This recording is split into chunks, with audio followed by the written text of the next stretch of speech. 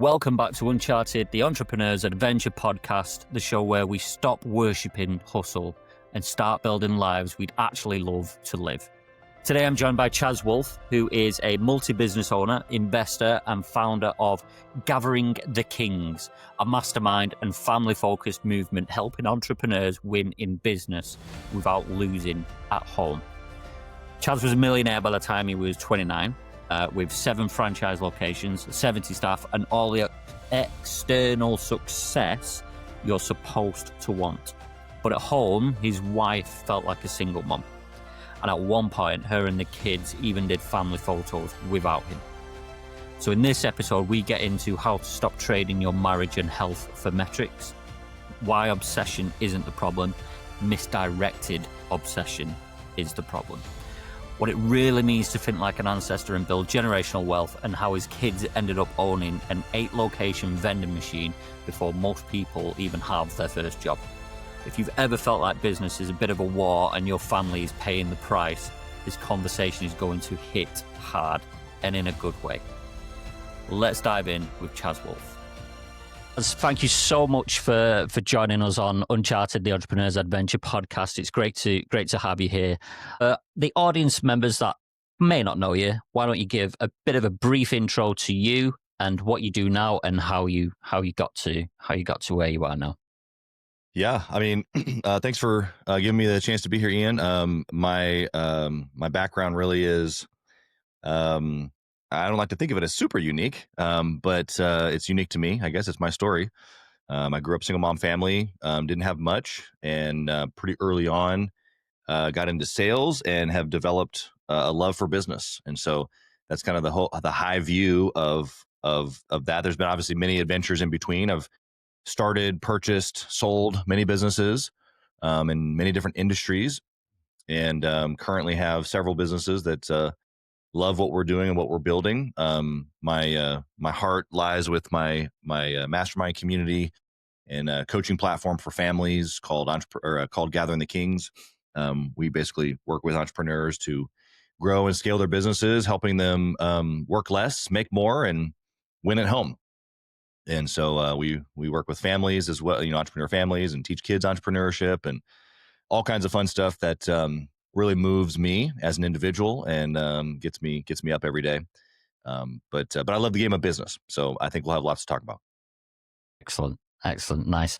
I read in when you obviously applied for the show, you fill in a little form to get on here, and you have a message of how to live the exceptional life and lead with legacy in mind. Talk to us about that and what that means to you and why that is your message. Yeah, I mean, I think that living the exceptional life means to win in all areas, and winning doesn't mean to be perfect, at all areas, but to have a great business, to make a lot of money, to have a great marriage, to be a great parent, to have great health, to have a great mindset, to have great faith, to do all the things that we want, and I think that there's a lot of people out there that trade one for the other. They trade their family for success in business, or they trade their health for, a successful career, or, they trade their faith for what they know, So I think that there's just so many opportunities, especially as an entrepreneur, that, it's like the world's our oyster. We can truly have whatever it is that we want. And not only do I think that my life is a good example of that, again, we're not perfect by any means, but I think that I'm winning in all areas. I think that I have a great life, and it doesn't mean things are perfect and that I don't have hard days, but that's not the exceptional life either. The exceptional life is really about being able to believe that I can have it, and then being able to achieve those things. And so, the tactical inside of that we teach is really just being intentional. Each day, of course I can set targets, in my business or in my family or in my marriage or my health. But the intentionality about actually going about achieving those targets is really where the rubber meets the road. And so we've got to have belief and hope and be dreamers and believe that it's possible, but we've also got to be doers. We've got to be people willing to take action and persist, and even when it's hard, and even when it's not perfect, and even when we get feedback that maybe we aren't the best versions of ourselves, we go back and we rewrite the script, and we give it another shot, over and over and over and over and over again, and that's what helps us win. Nice. And how do you think this message of living that exceptional life came to being for you? Was there something you were trading before you realized that the exceptional life is the way that you need to go moving forward? For sure. Yeah, I traded my family, for my business success. I was 24 years old when I purchased my first business. 24 turning 25, kind of in that process. And by the time I was 29, I own 7 locations of a franchise in 3 states, 70 employees. I'm a millionaire. You know, I'm winning awards locally, nationally. I'm being featured in magazines. Like, there's just incredible success. People cheering me on, and at home, my wife feels like a single mom. And it wasn't like I was a terrible husband or a terrible dad. I'm still around, but I wasn't all that I could have been.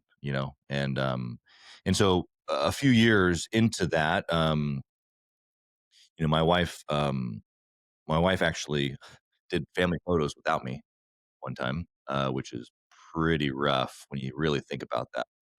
Um, and so I have that as a burned, image, literal image, of my family without me. Where I started making changes. I started realizing that, it didn't have to be one for the other. And I had done the same thing with my health and, with my faith, and like it just lower down on the priority list. I had become completely obsessed with my businesses. And most people think that the solution is just to lower the obsession. Like, stop being as obsessed with the business, bring your expectation, bring your obsession down. And that'll leave space for some of these other things that you've crowded out. And I have learned that that is not the that's not the way. That's not the method. At least not for people like me. People like me, God made me in a way to where I go all in. I'm either 100 or I'm 0. I don't do anything in between. I think in between is like, ugh, just I don't want to have anything to do with it. I'm either here or I'm not. And so you're going to get the 100% version of me if you're getting anything. And so if someone who thinks like me doesn't lower the obsession in our business, this is how we're made. We're builders. I get fueled by becoming obsessed. Most people look at me and think, well, how do you do all that? And it's like, actually, the more I do, the more I get fueled. And so the answer for people like me isn't to lower the obsession in our business or in our achievements. It's to raise our obsession with our marriage, raise our obsession with our kids, raise our obsession with our health, with our faith, whatever. And so we're obsessive people. We're crazy. And once I kind of just came to that conclusion that, like, actually I shouldn't turn it off when I come home, how most people think that they need to turn it off. I actually need to keep it on because it's me, and being authentically me is actually how I impact not only just people in my business and my team and the community and my clients and their families. It's how I impact my own wife and my own kids and my own family and my own church folk and whatever else I'm connected to. You know, it's when we shy back or try to not be who we're designed to be, that things kind of get clumpy, and don't work out so good. You know what I mean? Absolutely, I do. And you talk about the obsession there, and I'm assuming, given what you said, that obsession led to you becoming a millionaire by, was it 29? I think. Oh Talk yeah, to. I mean, you want I to talk mean, about obsession? I'm just all in, right? All in on money, all in on systems, all in on people. I'm getting a $500,000 loan roughly when I'm 24, turning 25 years old.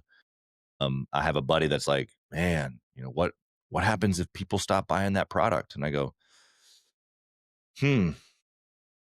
well, I guess I'd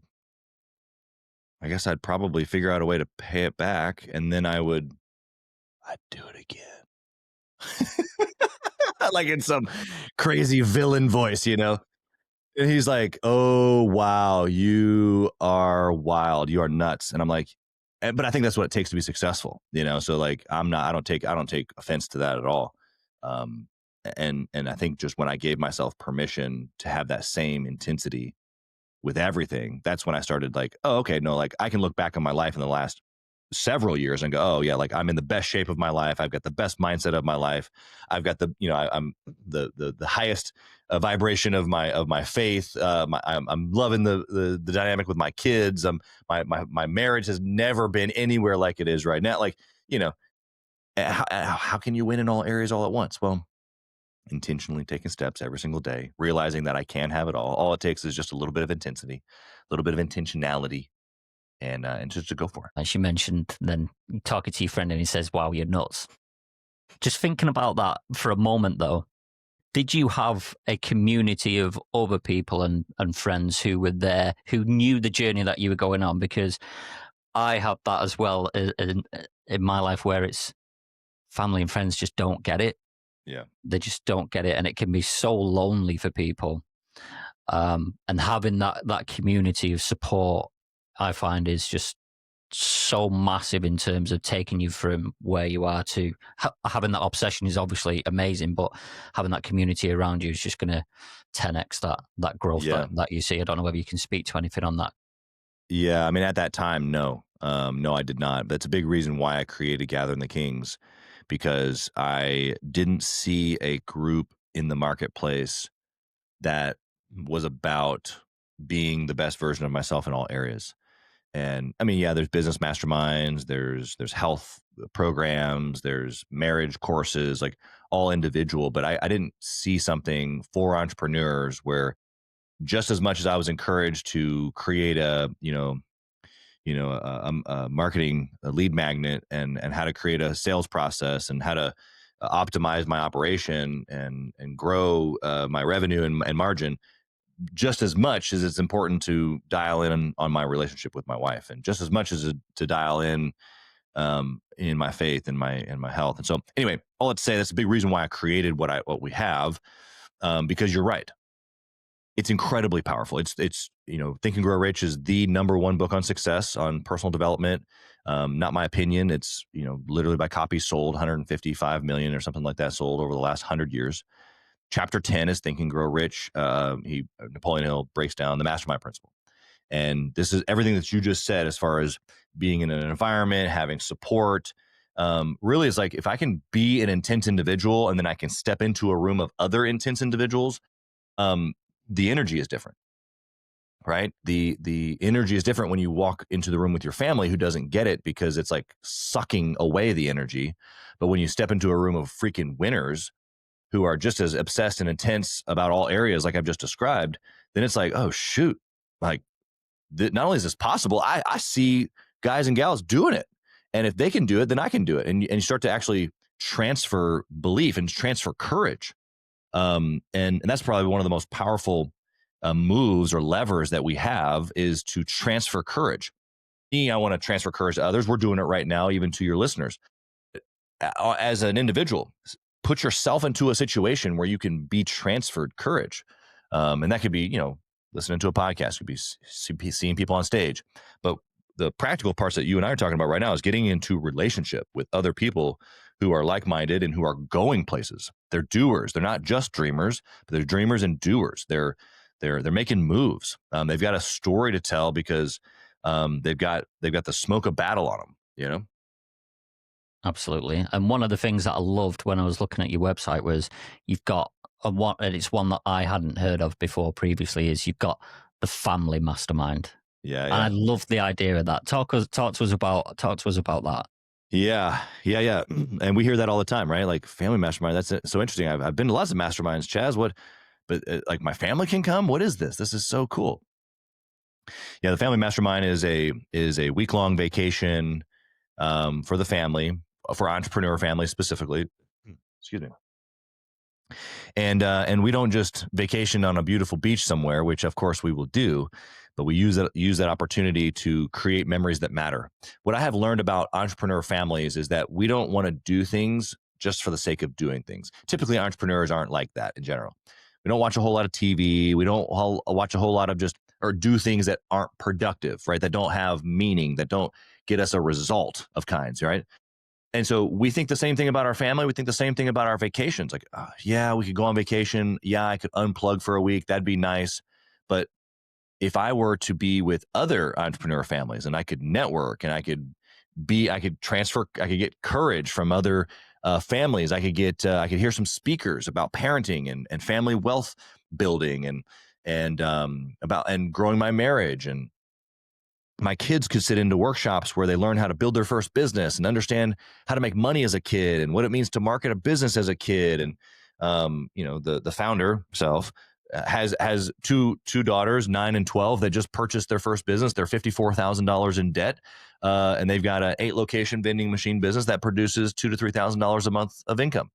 And it's like, I don't know of another 12 and 9-year-old doing this and the things that they're learning. It's incredible.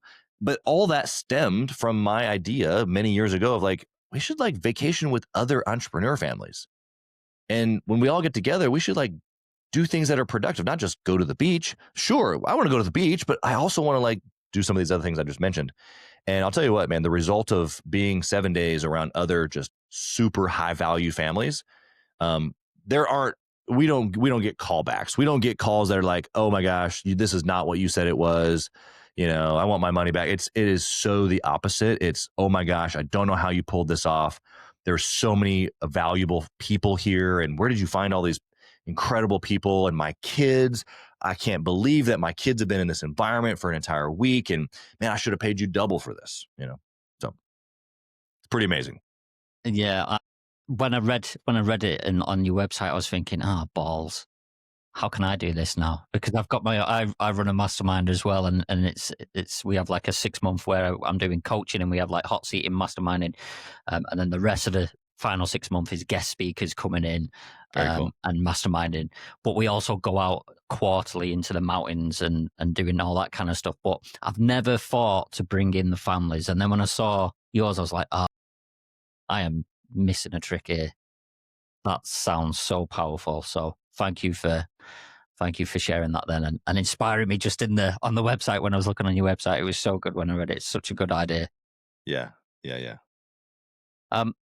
Talk to us. We've talked quite a bit about the trade-offs of entrepreneurship and that obsession. And I think it was, I can't remember the specific episode on your podcast. It might have been the 500th episode, if that's how you say it, right? Yeah. Where you said business was a war, and your wife was on the outside of the camp, making sure that the fire stayed lit. Oh, sure. Okay. Yeah. What did that mean in terms of? Is it like an unseen cost, so to speak, of entrepreneurship and the kind of journey that entrepreneurs go on? Yeah, it is. It is. Yeah. I mean, entrepreneurs are 35% more likely to get divorced. 72% of entrepreneurs work 72% more hours. It's not, that one's actually slipping my mind a little bit than just typical employees, which means they're away from their families more. 1 in 3 entrepreneur kids doesn't know how to regulate their emotions because of the stress of the family business. So and these are all stats from like Forbes and other places that I've researched. And so yeah, it's an unseen cost. As an entrepreneur, we are different. We think different. We do different. The environment that we create is different, whether we realize it or not. We're intense. We're obsessed. We're all in. We're crazy. However you want to say it. And the result of that, if unchecked, is potentially divorce, maybe even suicide. Kids that grow up that are lost. And obviously that's a pretty dark picture, but it is possible. And so the opposite of that is what we're targeting, right? Is to live the exceptional life. Okay, well, how do I do that? Again, it goes back to intentionality. And so each and every day, I'm looking for new ways to appreciate my wife. I'm looking for ways to lead my kids. I'm looking for ways to be in the best shape of my life, stuff like that. So to answer your question about the war, it's like, there are some couples, especially entrepreneur families, that, both husband and wife are in the business together. And so this analogy doesn't it still works for them. It just feels a little different. But like for us, for Julie and I, Julie's not really in our businesses. She's at home with the kids, homeschooling, taking care of the home front. And so when I like step away from the home front or, go into the battle of business, if you will, I'm alone with the fact that, of course I've got some partners and some team members and I've got my mastermind community and I've got all, the support from that angle. But when I step into my home, there is no greater power. Zero.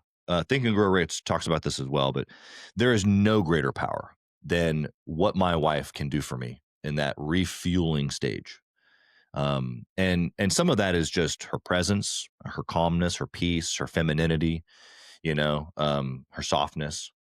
It's not this like raging, you know, build, grow, war. It's this soft and nurturing environment. Some of that is obviously, a warm meal. Some of that is her paying attention to, some of the details that honor me around the house. Some of that's, sexual in nature. You want to talk about the actual greatest energy that we have.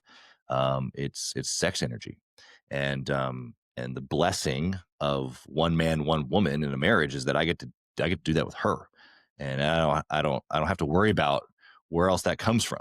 I get to go deep with this one individual, and it can be spiritual, it can be supernatural, but all of those things come together in that like reconnection phase of, and then before you go back out into the battle, if you will.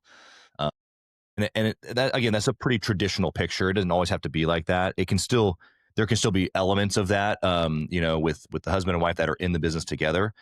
Of course, the dynamic of that example in the business together, they've got their roles. There's different scenarios. Maybe they work together in the business, maybe they don't. And then when they're home, they're obviously fulfilling different roles. But there's still this incredible power. One that comes from the feminine to the masculine, but then also just in unity when we come together. And it's not just about me getting all the power and me going back out to war. It's not like that at all. It's because she gets filled up and appreciated, and all the things that I can do for her intentionally as well, to be able to go back into her battle, uh, Mm. homeschooling the kid, whatever, or going back into the business if she's in the business. The point that I'm trying to make here is that it's an incredible opportunity for a husband and a wife to see each other and to create a space, and then the space creates this energy that allows for persistence, right? To keep going, an endurance factor, and I don't think most couples truly understand um, why that power exists in that moment, how to obtain it, and then the sub point of that is even like specifically for women, they I don't think truly understand um, how much power they have, and um, how much they light up or can destroy everything in their man's world. And I know it's a man's world out there, and we've built everything and blah blah blah, and the masculine is strong and blah blah blah, and that's another different topic, I guess. But the incredible power of a woman is really an unseen, unspoken power for sure. So a lot of answers I gave to you on that one question, but hopefully give your listeners some perspective. If you're loving this episode, make sure to follow so you never miss an adventure. And if you got something from today's conversation, or are getting something from today's conversation, I should say, share it with a friend who needs to hear it. And remember that your next great adventure is just one bold step away. So make sure that you're taking notes as the show progresses, and think about what actions can you take to help bring you closer to a life you would love to live. Now back to the show. Yeah, and I think what you're talking about there is so incredibly important as well, in terms of how to manage how to manage your business along with your relationships and your family. Because that stat you mentioned, was it 40% end up in divorce when you're an Yeah, entrepreneur? 35% or more. 35% of entrepreneurs are more likely, basically. Yeah, incredible. So it's so important to be able to acknowledge and understand that balance. And I don't know about you, but I quite like that my partner doesn't really care what I'm doing. She says, as long as you can pay your share of the bills, I don't really care, which is nice. I heard as well in one of your podcast episodes, you talk about stewardship and being a good ancestor. What does that mean? Talk to us about that. Yeah, I mean, stewardship is about, taking what's either been given or what's been earned and maximizing, right? Like using it to the best of my ability. Obviously I think about, the biblical story of the talents, and gave 5 talents to one and 2 talents to the other and 1 talent, and the one with 5 went and doubled it, and the master said, good and faithful servant, here's a, congratulations, here's an applause, and same thing with number 2, went and doubled it and brought back 4, and the person that had 1 just buried it because he was nervous to lose it. And when the master came back, he dug it up and said, look, I took good care of it. And he said, no, you didn't. You didn't do anything with it. And so when I think of stewardship, there is a prudence, right, of like being concerned and wanting to take care of something that's been given or earned. But there's also then a responsibility of action, a responsibility of growth. Obviously, if I hold the belief that if you're either growing or dying, then it's the same thing for any of my talents. It's the same thing for my family. It's the same thing for my health. It can't be you're either growing and dying or growing or dying in business, but then not in all these other areas. And so it's a universal principle. And so I'm either taking the talents that I've been given, I'm being prudent with them and making good decisions, and taking responsibility, ownership, taking action, and putting those good things to work so that there's a return. And I think that that's how entrepreneurs think, for sure. But not everybody has that lens. But I think that that's what stewardship is, at least to me. And for me, like generationally, you had mentioned thinking in like legacy. When I think about like a purchase today, I've used this example with with many entrepreneurs, but I could take, let's say, $100,000, and I could go buy a car today. It could be a nice car, and maybe I could get a flashy sports car, and a lot of people would think I was cool and maybe even famous on Instagram or something. That $100,000 to me, to Chaz Wolf, could easily purchase a $1 million ish piece of property. Let's say it's 750,000 just for a little bit more conservative purposes. And so that $750,000 piece of property, I'm going to get a 20 or 25-year loan, commercial loan on. And so in 20 to 25 years, it'll be paid for, but it'll be worth more. Obviously, there's appreciation. And so if we just appreciate that out at 3 to 7% per year, I don't know the exact math on this, but it's for sure worth 1.5 million. Right? It's at least doubled in 25 years. Pretty safe to say that would be no problem. Of course, it's paid for. And so then my kids, 25 years from now, and they're 10-ish right now, and so they're in their 30s, and my kids have this $1.5 million piece of property paid for. It's been earning cash the whole time, but we haven't even calculated the cash the whole time. It's just the $1.5 million valuation of it. Not to mention, if that stays in my family for my grandkids for another 25 years, so 50 years from now, let's say it's worth $3 million, it doubles again. It's worth $3 million at that point. That $100,000 car that made me feel like I was a rock star stole $3 million from my grandkids. Oof. Like that's not how people think. And I don't think that we need to, not have nice things and you can't enjoy life. And like, I'm not trying to say like that, but when you can't unhear what I just said. Yeah, I mean, it hits hard when the word stole that you use there just hits hard with with everything you just said then. So powerful. And so you have to ask yourself in situations like that, like, is your ego so big? You know, do you need to be in a dick swinging contest with another guy on Instagram or another influencer or another podcast host? Do you care about what people think so much that you're willing to steal from your grandkids? Now, again, most people don't think like this, so they're not like out there maliciously stealing, from their grandkids. But and some people hold the belief that it's like, hey, I can't, I'm going to spend all my money and they can make their own. That's fine. That's not my worldview. It's not my biblical view. And so I think that it's my responsibility to take care of my kids and my grandkids. And then their responsibility will be to take care of their kids and their grandkids. And so I'm trying to perpetuate what I think is one, biblical, but then two, understanding what I want my future generations to follow, right? I think that if I can generate a certain amount of wealth and then teach my kids and my grandkids how to manage and grow that wealth, and they can then teach their kids and grandkids how to manage and grow, then the future of my family legacy will be very, very different than how I grew up as a kid of a single mom family who didn't really have a whole lot, and really the in between of me and 7 generations down having a much larger portfolio than I have now is my ability to communicate and grow each of those individuals, right? Because I can't just hand them the money, right? We know that from statistics, it's going to be gone by the 3rd generation.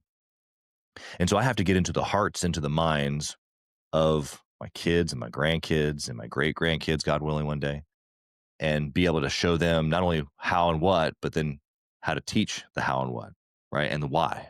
You know what I mean? Yeah. And how does that look then with your kids now? Is that something you're actively trying to teach them now whilst they're still young and their minds are like sponges, or is that Yeah. something you're saving for maybe a little later down the line? How does that look? Yeah. Yeah. No. There's no waiting. Yeah, there's no waiting for sure. Yeah. And to your point, their minds are sponges. I'm training their subconscious way before they become conscious. It's my belief that right around 7, 8, maybe 9 years old, that they gain a certain amount of consciousness. They kind of change a little bit. They start paying attention a little bit better. My 6-year-old son right now, I could say something, and 3 minutes later, it's as if the conversation never happened. And so he just doesn't have that level of consciousness yet. Which is fine. But that doesn't mean that he doesn't, like, the imprints or the influence or the impact that I have on him isn't impacting his subconscious that will be with him forever. Right. And I've used this example here, actually. So my youngest is 3. It wasn't that long ago when, she was learning how to walk, and she's 1 or so, and even before then, I don't remember exactly when she like recognized her name, but like you call her name from the day she comes out of the womb, right? Like, oh, cute little, whatever. My daughter's name is Romy Joe, and so we're like, oh, little Romy Joe, Romy Joe, Romy Joe. I don't know how many thousands of times between my wife, myself, and my other kids, the name Romy Joe had been said to her, and she did not recognize it. Right. But at some point, she heard Romy Joe and she turned. She recognized that, oh, that's me.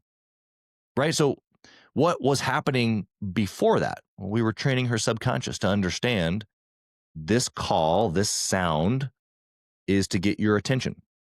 So when I hear this sound, I turn towards your face because you have something to say to me. That's all being communicated to her subconscious by repetition, over and over and over, because earlier it was, hey, Romy Joe, Romy Joe, Romy Joe, and she wouldn't turn. So then I would pick her up and turn her towards me, right? Or whatever the scenario is. And so through repetition, you can train the subconscious. So I'm doing this with my kids for sure. I mean, even from like a baseline subconscious training level, this is all adults should do this too, but I do this with my kids. I call it mirror talk for them. They have a memorized, visualization, for lack of better terms. There's some affirmations and some strength building visualization tactics, but they say the same thing over and over every single day of their character and who God made them to be, and who they are, and who, all these things. And so it's like, it's no wonder that when people are around my kids, they go, "Oh my gosh, your kids are fill in the blank X, Y, Z." I go, I appreciate that. I'm glad you noticed, but they've been telling themselves that they are those things in the mirror, looking at themselves in their own eyeballs since they were able to talk. So definitely not waiting, definitely planting all the seeds in their subconscious. My older ones now, 9 and she just turned 12. I just mentioned earlier, they've purchased their first business. They've got an 8-location vending machine business. They've had it now for a month. And they're learning inventory management, ordering, and then management and keeping things organized. They're learning how to have a workflow. Like when we get to the actual machine, they have a system of like, okay, you go here, I go here, and then we go down and we're filling up this. You work this product, I work that product. They're paying attention to what products are being sold and which ones aren't. They look up their sales on the sales report online every single day. Here now that we've gone a month, we'll probably introduce some of the bookkeeping and the understanding of the finance on the back end. Like, oh my gosh, what 12 and 9-year-old are learning these things? None. None anywhere. You're absolutely right. And there's another gentleman who's coming up for interview who does something similar, but he does it with kids in the community, in his local community. Cool. And some of the things he was telling me, he's got one girl who's selling wax candles in certain, like, they look like food and they've got the scent of food. So there's like a cinnamon bun one. And she's in like 6 figures. And I was like, all right, okay, how old is she? He's like 14. I was like, oh my God. Yep. I was 14 falling out of trees. Right. And I don't think there's anything, wrong with the, being in nature and being a kid. I think that there's a lot of people that maybe look at this guy or look at me and like, oh, you're not allowing your kids to be kids. And it's like, actually, what I believe I'm doing is I am allowing them to be kids inside of a container, the things that are either teaching their subconscious or their conscious. So by the time that they are an adult, they won't have to learn some of the things that I learned at 18 or 25 or 35. They'll have had these lived experiences, not theory, not a book, not freaking the way school is taught. No, it's funny because we do homeschool, but when we go to the vending machines on Fridays, we'll go in the morning. Most of the comments start with the adults at these locations looking at me going, "Oh, you brought some helpers today." I go, "Actually, I'm the help. They're the owner." I'm with them. Like, "Oh, really? Interesting." And then some comments after that will be like, "Oh, you're not in school today?" It's like, "No, you don't get it. This is school. They're learning more right here, right now than I would want them to. What else could they be learning? Some algebraic equation or some story of a person coming down the Mississippi River. Like, I mean, not that those things are bad, but like, this is real life. This is how they're going to become a millionaire by the time they're 18 or more, and maybe before. I don't know. Like, these are the foundations of what it means to be an entrepreneur. And if I can get them in there early, it's like, oh man, this is the world is truly yours. Yeah. And I'm assuming you're kind of going through that type of stuff as well in that family mastermind. Yes. Yeah, exactly. I mean, we've built an entire curriculum around how to start your first business. And a lot of times that's around, like candle making or, they become good at a sport. So they teach younger kids or like, they whatever resources that you have, what gets you excited, provide value, to other people. And guess what? You get to charge for that. When I was a kid that age, I was, mowing grass and, shoveling snow off driveways and, stuff like that. So it's like, it can be those more traditional, things, but it can also be like, if you've got an entrepreneur dad or mom that's in the mix as well, like me, it's like, okay, so you want to borrow $54,000 to buy this deal in your first round of inventory. And my first, born, who's 11 at the time, is like, I don't know, Dad. That's really scary. My second born just, most second borns just oblivious to life. She's like, yeah, sure, let's do it. Just fearless. And the firstborn's just like, I don't know, Dad, how are we going to pay all that back? And go through the numbers, and she's like, yeah, like it sounds cool, but like, I'm like, oh, this is so funny to watch this play out. Even at 9 and 11. And how do you I'm just trying to think now. So how do you teach them to build a business that will strengthen their life and their life experiences, not just building a business to create money, but create a more fulfilling life? Yeah, I'm not actually sold on that a child needs to know that or will even understand that. I think that, we as adults, 18, 25, 35, kind of depend upon your story. You kind of start wondering like, why am I here? What's my purpose? Like what's Mm. the calling of my life? And maybe that's just around the same time that, our civilization frame has given us like, okay, well, now you're out of the house and you got to go figure out what you're supposed to do. So maybe that's why we think about it at that time. I don't know. But I think that the desire that we teach the kids is not so much necessarily their purpose per se, although I do talk about, becoming, who God made you to be. And of course, they talk about being leaders and impacting others. All that's purpose driven, but I don't think, a 14 or a 9 or a 7-year-old really grasps that. Not that they can't, or you can't teach your subconscious. That's what we do. But I think that the things that actually like get them fired up is, you know, how to become autonomous, how to do their own thing, how to believe in themselves, how to make money, and it be okay that they have their own money and what to do with their own money.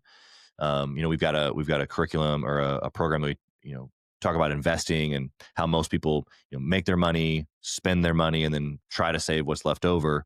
And we know this as adults, but what's the actual math? I was like, well, the actual math is that you pay yourself first. You use that to invest. You live on the remaining parts of it. You force yourself to live on the remaining parts after you've invested, and eventually the investment or your storage gets big enough to where you can make an investment, and you keep doing that until, guess what, the drip from the investment, the money that you get from the investment every month pays for your living expenses. And at that point, you become financially free, and you don't actually have to go to work anymore. You can still, if you want to. I'm here today because I'm building a business that I love. That's why I'm here, but I don't have to be here today. My monthly expenses are taken care of automatically every month, no matter what. Okay, great. Then what? But teaching them these principles, like I think is what I'm trying to answer your question. Is it more important Mm. than purpose driven? Not that that's bad. I think it's just big. I think most adults don't even wrap their minds around what that really means. I think that a lot of lived experience can help us understand what our purpose is. I think that even the business of Gathering the Kings and helping other entrepreneurs and other entrepreneur families, that came from lived experience of me, doing these things in my life and going, oh man, I didn't do that right. Here's how I'm going to change it. Here's how I'm going to succeed now. And oh, by the way, there's other families that have done this as well. They probably want some help too. Wow, that feels a whole lot like my purpose, or at least in this season. Nice, nice. So, Chaz, what's the legacy that you're on the mission to leave? What's that legacy look like for you?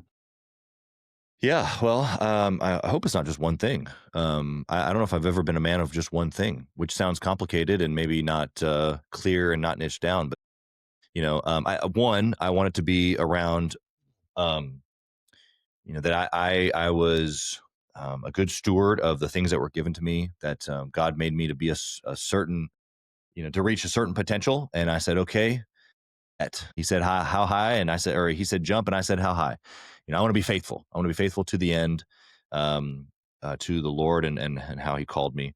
But then outside of that, like I'm going to touch a lot of things in business and I'm going to touch a lot of things with families. And so I want entrepreneurs and I want entrepreneur families to know that they can live the exceptional life, that they don't have to trade one thing for the other. I think that, that um, they can navigate life with not necessarily no pain, but they can experience things in their life that's equivalent to how they think. You know, and so if they change the way that they think, that they'll change the way that they uh, believe, and if they change the way that they believe, they'll change the way that they do. If they change the way that they do, they'll change the life that they live. Amazing. What's one lesson that you could give to the audience that you've taken from your journey to where you are now, from where you began? Hmm.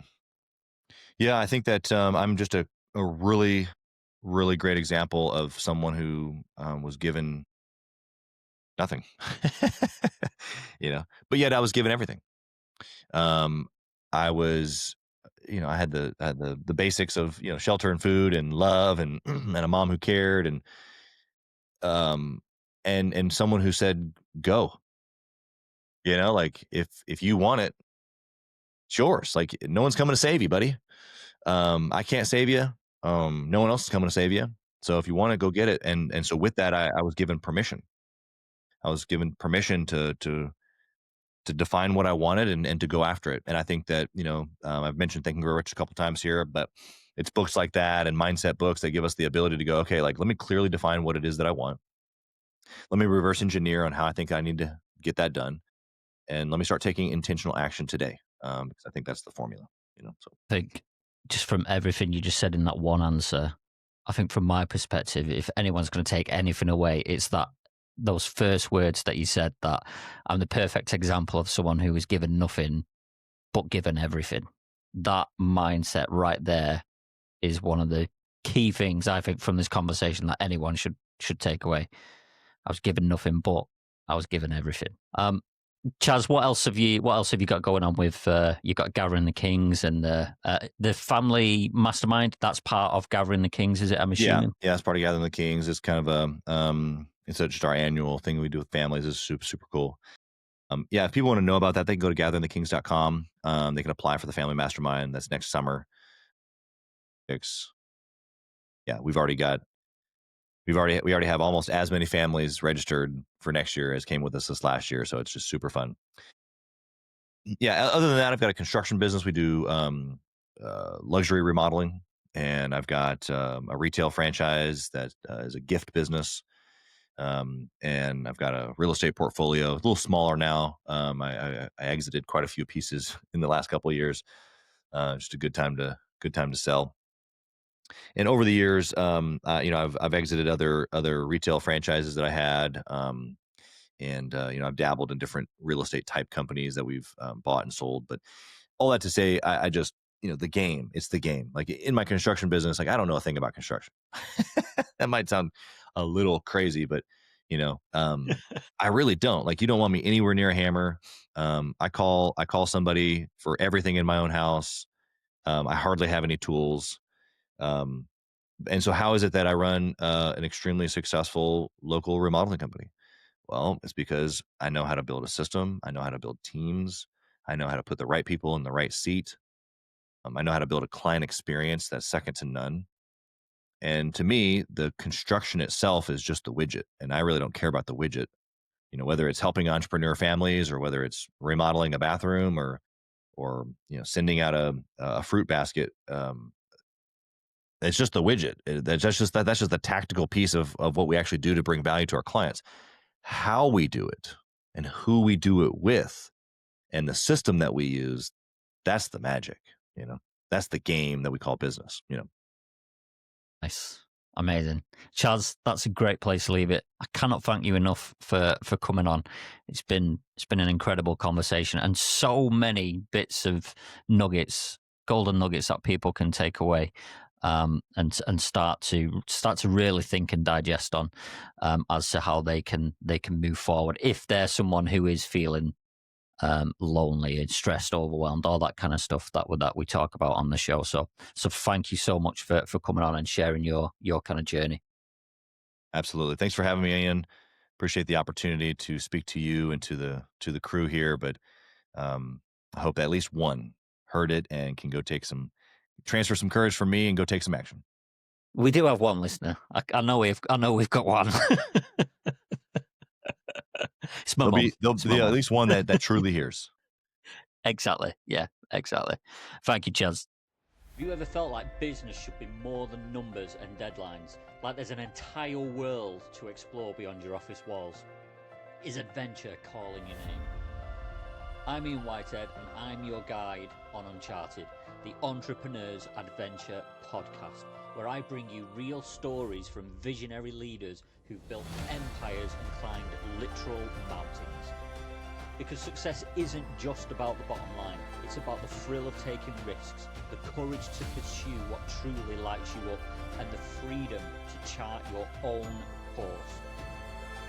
Each week we'll dive deep into the minds of boundary-pushing entrepreneurs and adventurers, revealing how they found purpose in the chaos and discovered their true north, both in business and beyond. So, if you're ready to break free from the ordinary, embrace bold action and inject a little more adventure into your life, welcome to Uncharted. Your journey starts here.